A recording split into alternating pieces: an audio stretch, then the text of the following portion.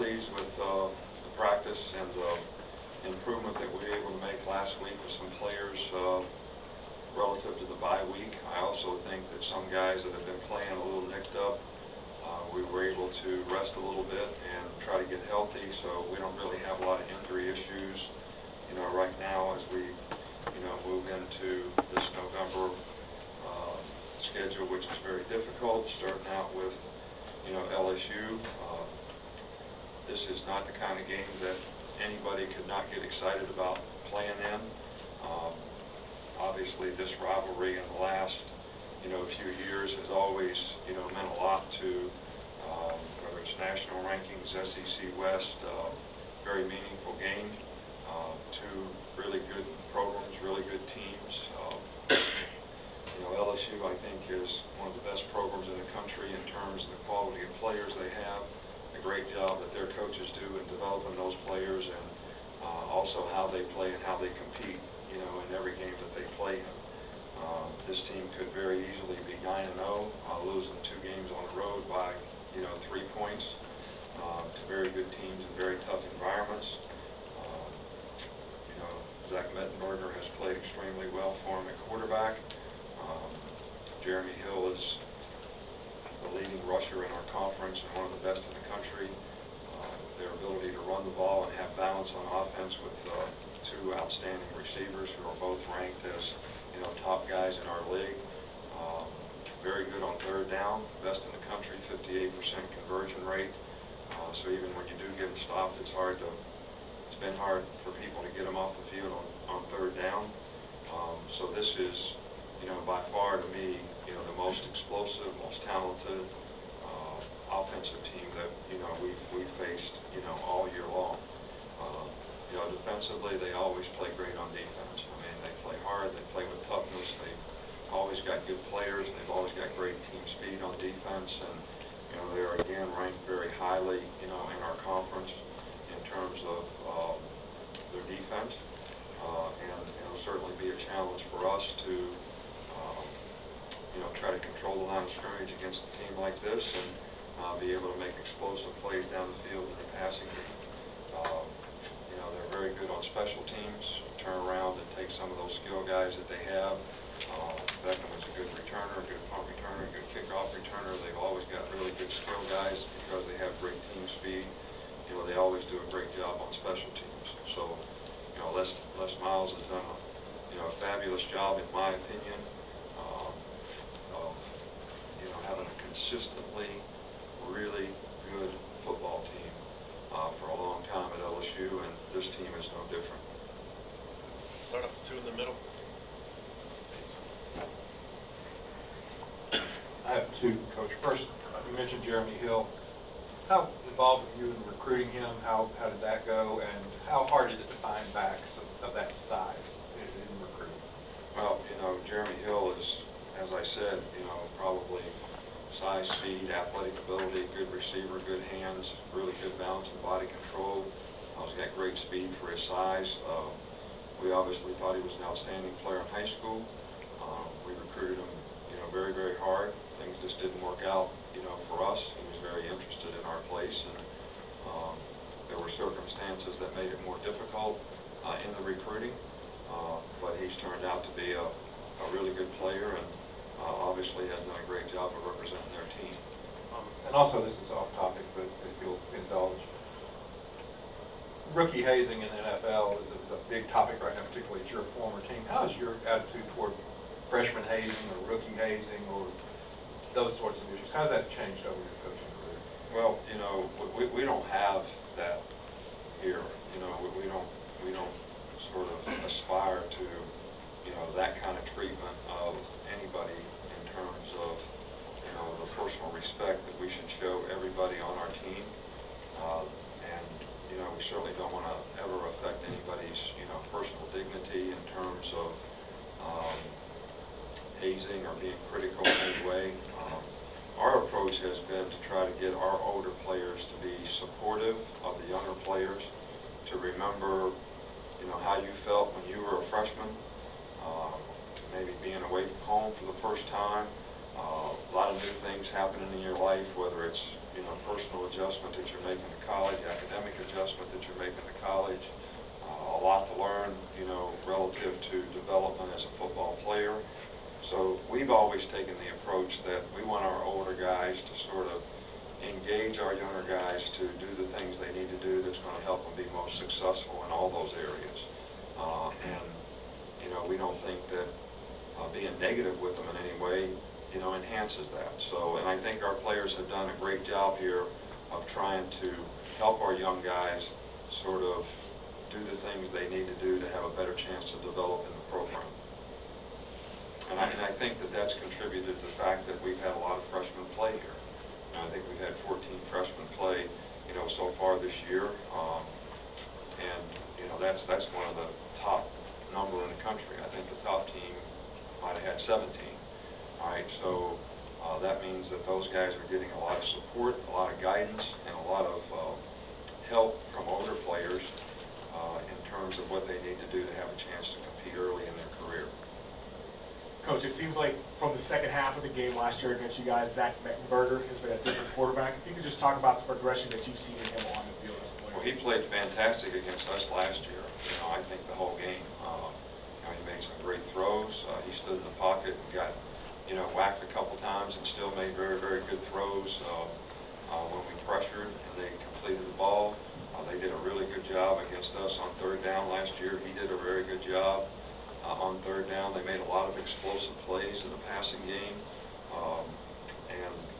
He does a great job of getting them in the right play, understanding what they want to do. I mean, he really is contributes a lot to their efficiency on offense, which I think has been very, very good. And I think that he's played extremely well, this year. Played great against us last year, so we have a lot of respect for him. Just wonder if you can expound a little bit on Landry and Beckham, and then maybe just how your cornerbacks have kind of grown ever since the Texas A&M game where they had a little bit of trouble there and moved on. Well, I mean, these two, the combination of these two guys, are as good a receivers as we've played against, all year long.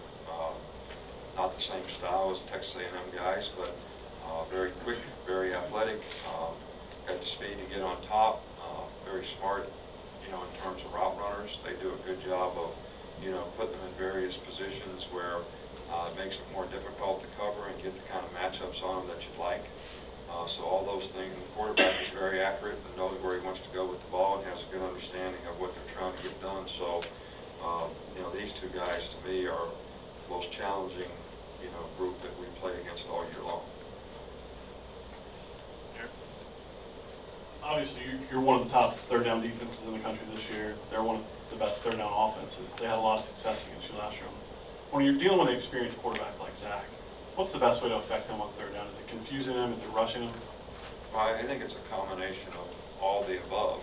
You like to try to disguise what you're doing so that he can't really anticipate where to go with the ball before he gets it in his hand.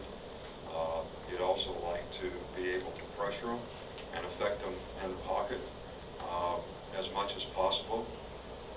But I think that, if you have to do that by playing single high coverage with the kind of skill guys, you're going to put a lot of pressure on the secondary guys. But I think it's a combination of all the above. I mean, I really do. I think that if he knows what you're doing before you do it, he's going to have a really good chance of getting the ball the right place at the right time. And a lot of the timing routes they run are really difficult to defend. It's bang, bang. And last year we had close coverage on him several occasions and got the ball right in there where he needed to. So I think we need to do all the above. But I also think that, fundamentally covering guys the way you need to so that even if they catch it, they can't catch it and run with it because they've made a lot of big plays, catching the ball and making guys miss and turning those maybe short catches into big plays. And we missed a few tackles on them last year that, contributed to a couple big plays. So, all those things are going to be important in terms of being able to be effective on third down or on all their passing, actually. Michael? Their offense, the run-pass balance, how has that changed or evolved maybe over the last year? Well, I think they had the same, I don't think changed. I think last year they had tremendous balance, good receivers, and certainly had balance against us. They ran the ball effectively against us, especially in the second half. You know, we struggled to get them stopped. I mean, we stopped them on a 4th down and got them stopped in, you know, close to the red zone another time. And but they moved the ball effectively, running and passing. So they have a very good play-action passing game. And you know, if you're forced into playing 8-man fronts all the time, then you're going to be in single coverage outside, and they're certainly got the guys to take advantage of that. So this is a really challenging group, but I don't see it different than it was a year ago in terms of their ability to throw the ball versus their ability to run it. I think they had the balance last year, they have it this year.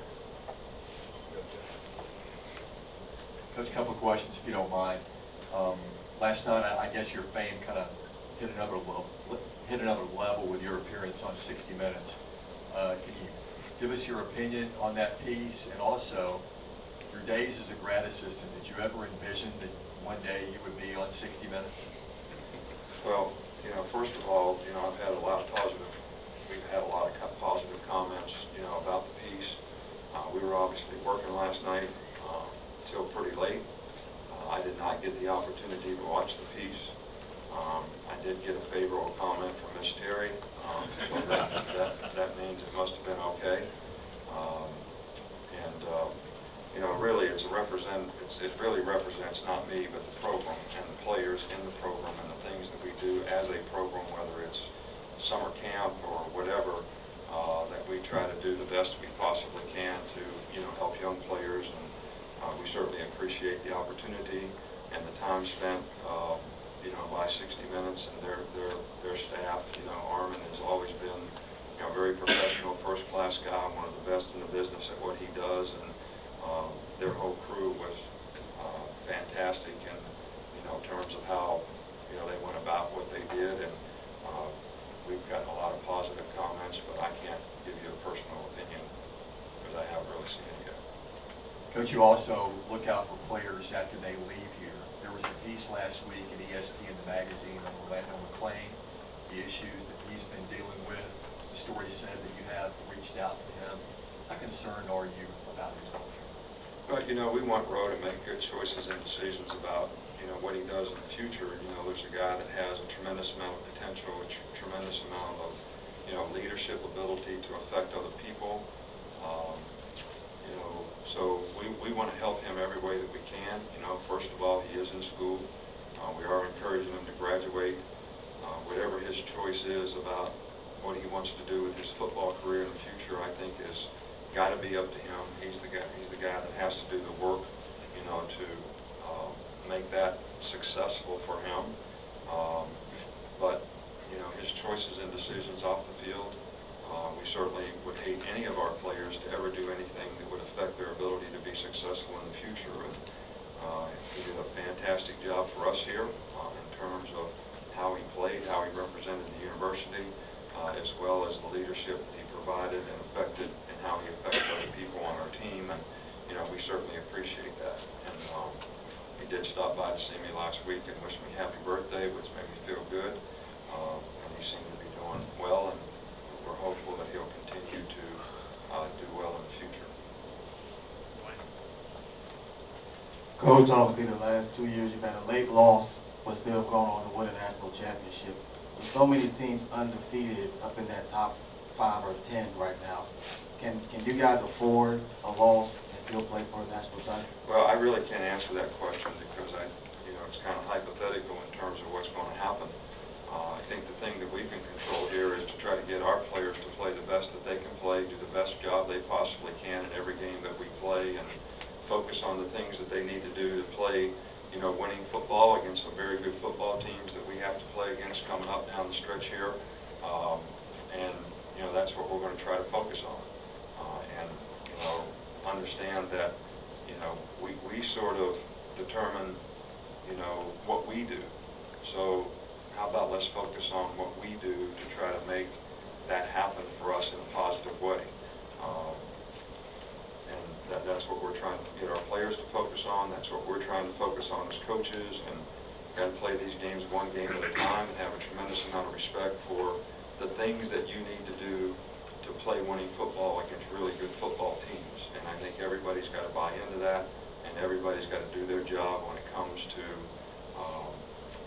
that, because in all these games, it comes down to 3 or 4 plays, and you never know when those plays are coming up, so you got to be in the right place every play, and you got to do it with a whole lot of effort and a whole lot of toughness, because I can only tell you that every one of these games we played with these guys has been very, very physical, and you know, it's a little bit like a heavyweight fight, and you certainly can't, you know, fade in any round.